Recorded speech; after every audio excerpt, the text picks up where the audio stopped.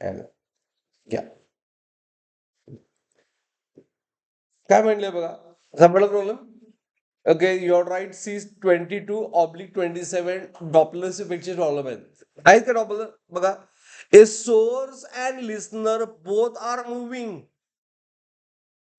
towards each other with velocity v by 10, where v is speed of sound.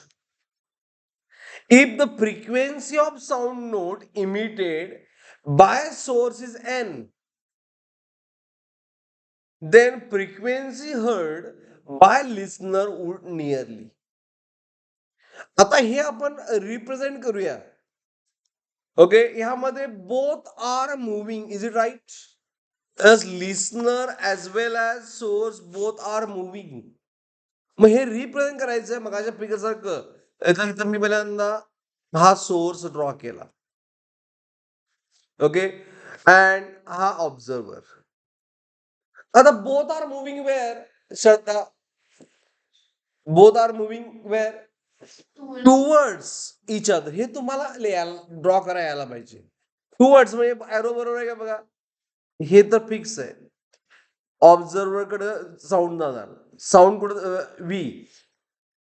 V naught towards source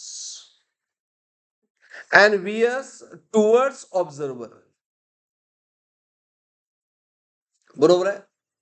ह्यामध्ये काय दिलंय, v is equal to v s is equal to v naught. किती दिलंय, v by 10. मग विचारलंय काय आपल्याला, n o listener जी वेलॉसिटी ऑब्झर्व केली ती फाइंड करायची आहे. काय फॉर्म्युला येणार. ओके, न्यूमरेटर मध्ये असतं ऑब्झर्वरची रिलेटिव्ह वेलॉसिटी. ओके, मग बोथ आर मुव्हिंग म्हणजे व्ही मायनस, नाही दोघांचे same direction opposite, v plus v naught. ह्या मेन लक्षात ठेवा. आणि व्हीएस आणि व्ही सेम आहे म्हणजे v minus v s into what n. Understood झालं. मग फक्त व्हॅल्यू पुट करायचं. N naught, okay, v plus v by 10 and v minus v by 10 into n. त्याला कॅल्क्युलेशनचा पार्ट आहे फक्त. v दोन्हीकडलं मी कॉमन घेतलं, राहिलं काय, हे डायरेक्टली केला तरी चाललं असतं 1/10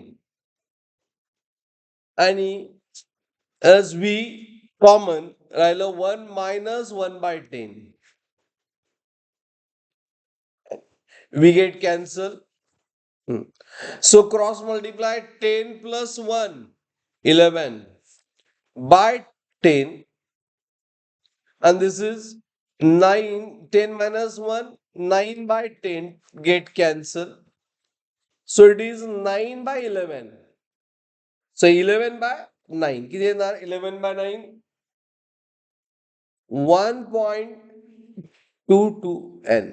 म्हणजे लिस्नरनं किती फ्रिक्वेन्सी ऑब्झर्व केली, 1.22. ओके, ही व्यवस्थित फाईन करायला पाहिजे. 1.22 काय 27 जवळ नंबर आहेत बघा. Okay, so 11 divide by 9, so it definitely comes, if you calculate 11 divide by 9, it comes 1.22. 1.22. Answer is 1.2. Is it clear? So लक्षात सगळ्यांना ऑप्शन बी इज देअर.